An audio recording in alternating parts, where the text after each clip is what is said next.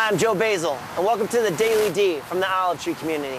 The Daily D is a 5 to 10 minute daily devotional. It's an opportunity for you to encounter God on a daily basis. You can check out the Daily D on MySpace, Facebook, GodTube, or YouTube simply by searching out the Olive Tree community. But before we begin the Daily D, you're going to have 3 things ready before you start this vid.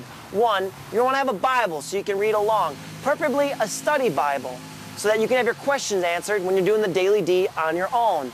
2, you want to have an open mind. Try not to think about all the things you've ever heard about God or been taught about God in the past, but let the passage speak to you for itself today. And then 3, you want to have a soft heart. Say a short prayer before you begin this video and simply ask God, God, reveal yourself to me so I know what you are like. And I'm confident He'll do just that. If you seek Him, you'll find Him. All right, today we're in John chapter 2, verse 12. We're continuing on. Now, when we're reading this passage, you want 3 things to be going through your mind. 1, you want to be asking yourself, what is God like? God's happy, He's angry, He's sad, He's powerful, He's merciful. Whatever it is, determine what God is like in this passage. And then 2, when you determine what God is like, what should you be like? If God's like this, you should be like this. And then 3, what verse is really speaking to you? What verse is really talking to your heart today in this passage? So be thinking about those 3 things as we read together. John chapter 2, verse 12.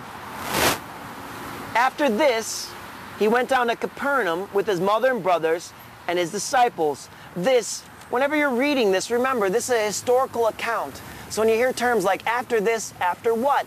If you're just joining us today, you should pause this, go back and read or listen to yesterday's Daily D and say, after what? After this first miracle. That's what they're talking about. After this first miracle, He went down to Capernaum with His mother and brothers and His disciples. There they stayed for a few days. When it was almost time for the Jewish Passover, Jesus went up to Jerusalem. Now, the Passover was simply that. And you might have heard that term before, Passover. It's a time in Jewish history where we remember what God had done. And it goes all the way back to the time of Moses when he was in Egypt. And the last plague was the plague of the firstborn. And those Jews, God told them what they needed to do because death was going to come and kill the firstborn male of every human, every mammal, every creature. The firstborn male was going to die. And so what God had said, so that the Israelites didn't lose their firstborn males, whether it was their animal or their children, as they said, sacrifice a lamb and take its blood, your best lamb, and smear its blood all over the door frames. And He said, when death would come, it'll see that blood and it will pass over your house and not take the firstborn males from your family. And so they're remembering that and they're celebrating Passover, the time that death passed over the Israelites and only took the lives of the firstborn males of their enemies. All right, so they're going there to celebrate. When it was almost time for the Jewish Passover, Jesus went up to Jerusalem, the capital. In the temple courts, He found men selling cattle, sheep, and doves, and others sitting at tables exchanging money. So He made a whip out of cords and drove all from the temple area, both sheep and cattle. He scattered the coins of the money changers and overturned their tables. To those who sold doves, He said, "Get these out of here. How dare you turn my Father's house into a market?" Now, when He was in there and driving out these people who are selling money and exchanging coins, what they were doing is these people were coming to make sacrifices to God. And they're selling these animals, these pithy, terrible animals at expensive prices. So people who wanted to go and genuinely sacrifice to God would have to pay these prices and buy these animals and buy these doves and the different things that they had. So they weren't there serving the people. They're there making money off of them. People who genuinely wanted to come and sacrifice to the Lord. So it's, how dare you turn my Father's house into a market? His disciples remembered that it is written, zeal for your house will consume me. Then the Jews demanded of Him, what miraculous sign can you show us to prove your authority to do all this? They want to know, who are you to tell us what we can and can't do? Jesus answered them, destroy this temple, and I will raise it again in 3 days." The Jews replied, "It has taken 46 years to build this temple, and you're going to raise it in 3 days." And they're actually not even being accurate. It hasn't been 46 years to build this temple. It's 46 years to rebuild this temple. This temple had been destroyed by their enemies, and so it's very precious to them. It's the place where they worshiped. And so they said, instead of God being precious to them, the temple is precious to them. And it's taken them this long to rebuild this temple. But then he says this, "But the temple had been spoken of, that he spoke of, was his body. After he was raised from the dead, his disciples recalled what he had said. Then they believed the scripture and the words that Jesus had spoken." So John is remembering back to this time. He's writing this history, and he remembers what he meant by the temple that had been destroyed and raised in 3 days.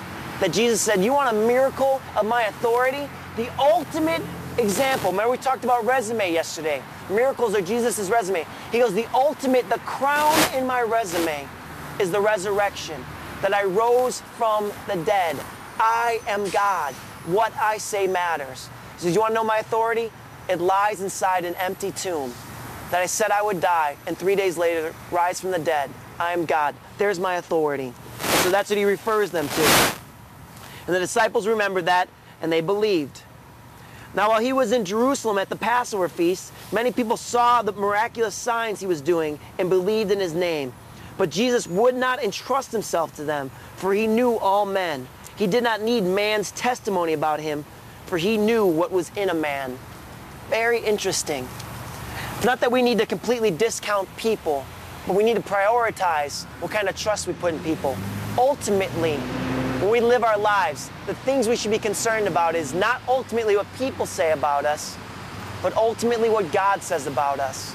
And chances are, when you're doing the right things, you're following God, people will say genuinely true things about you that are good. And when you're following God, people say genuinely true things about you that are bad because they're against what you're doing. They're against your pursuit of God. All right. Good stuff. I'm going to pause this video now. You're going to shut me up. You're going to Ross me. Just a little Ross. You're going to Ross me. And what you're going to do is you're going to ask yourself those 3 questions. What is God like?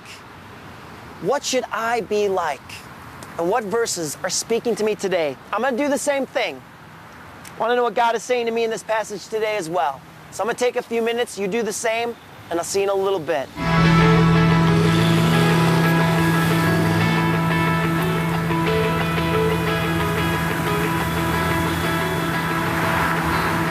Well, as I was looking at this passage here, the last verse really stood out to me, verse 25. He said, he did not need man's testimony about man.